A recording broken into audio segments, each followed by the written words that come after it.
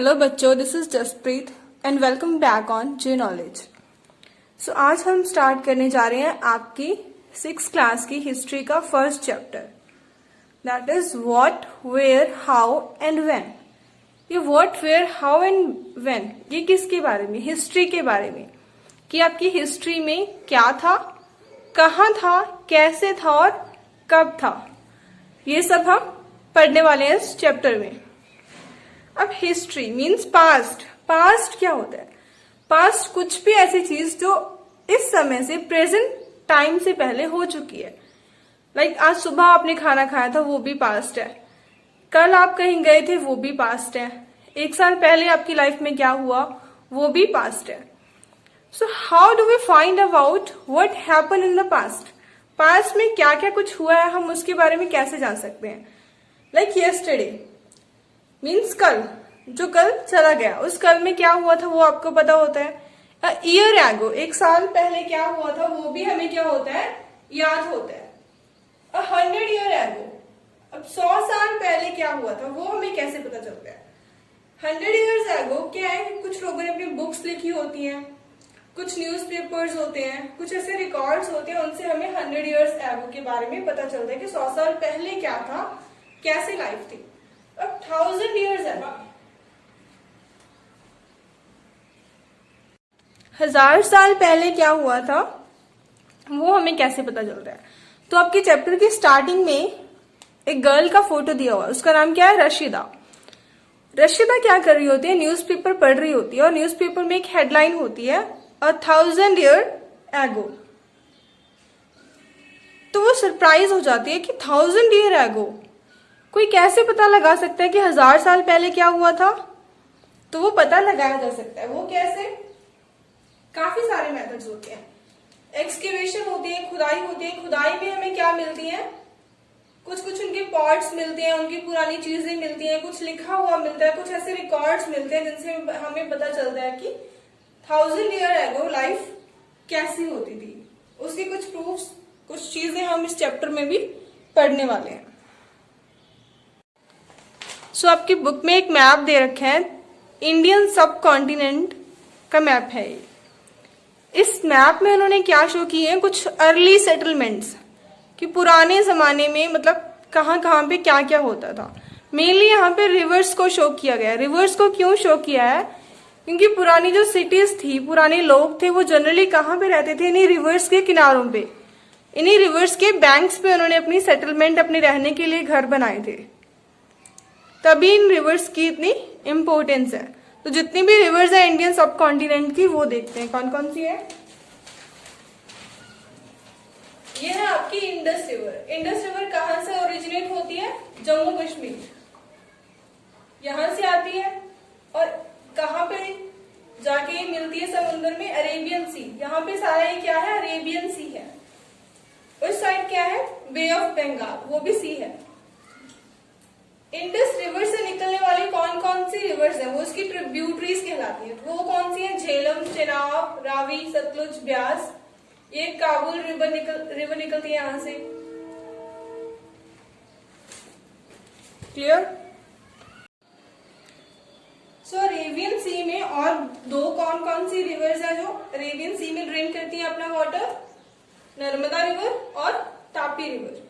Indus, Narmada और तापी, ये तीनों रिवर्स ऐसी हैं जो कहां पे आके मिलती है सी में? अरेबियन सी में मिलती है।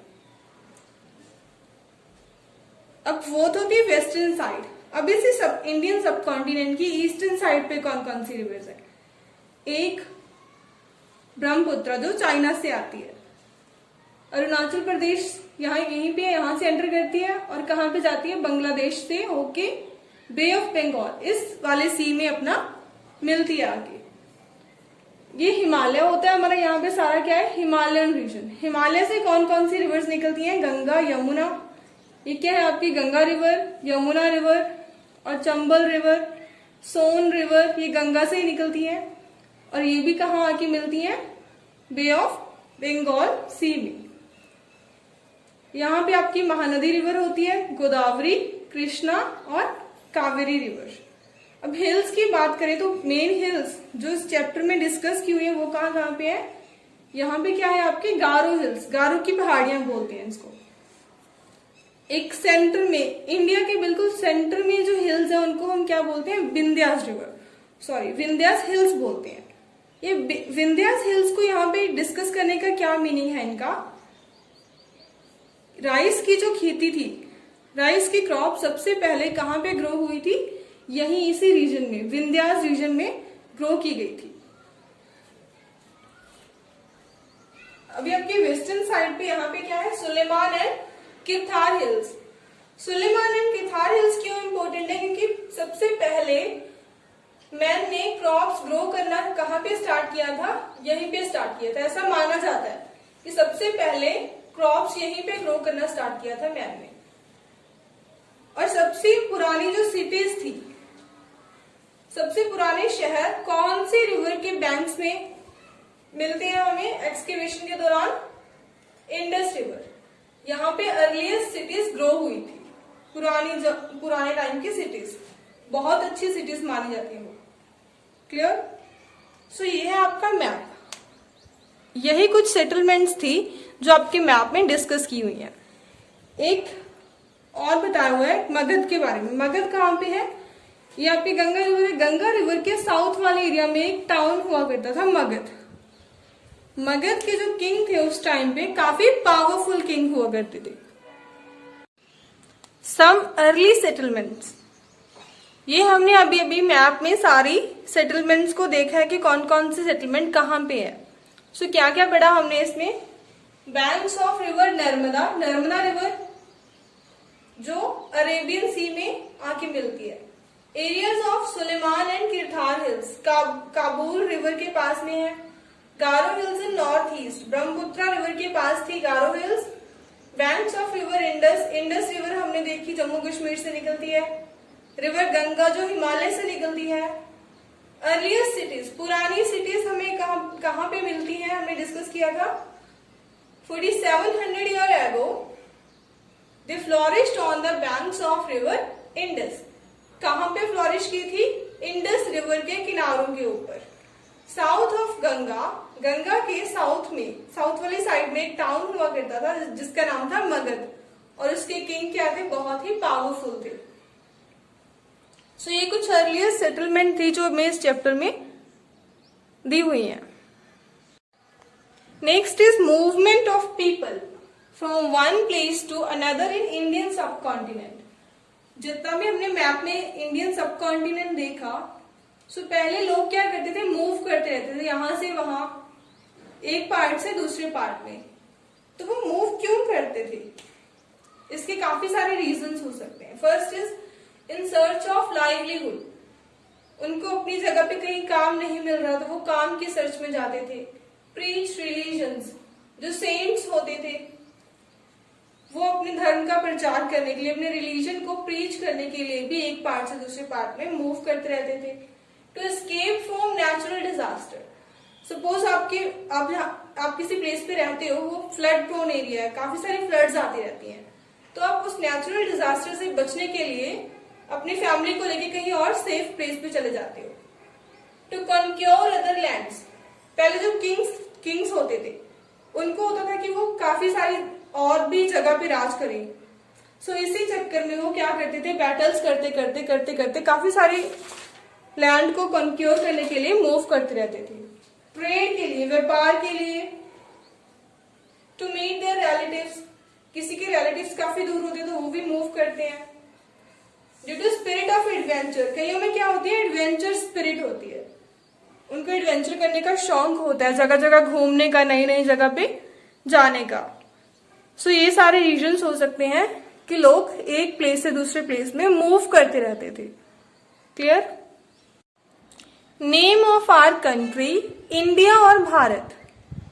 हमारी कंट्री का नाम इंडिया या फिर भारत कैसे पड़ा? सो वर्ड इंडिया, इंडिया जो वर्ड है वो कहां से आता है, इंडस वर्ड से।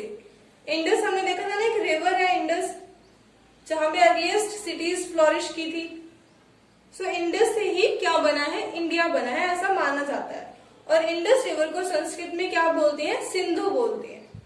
नेक्स्ट, भारत नेम कहां से पड़ा, Bharat. So it is derived from the group of people lives in north waste.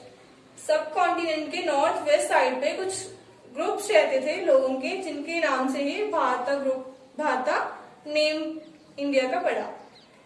Iranians और ग्रीक्स जो इंडिया में आए थे वो इंडिया को क्या कह के बुलाते थे? हिंदोज और इंडोज, ये कह के वो बुलाते थे। ये उनके रिकॉर्ड्स में मिला है हमें कि वो ऐसे प्रोनाउंस करते थे इस रीजन के नेम को।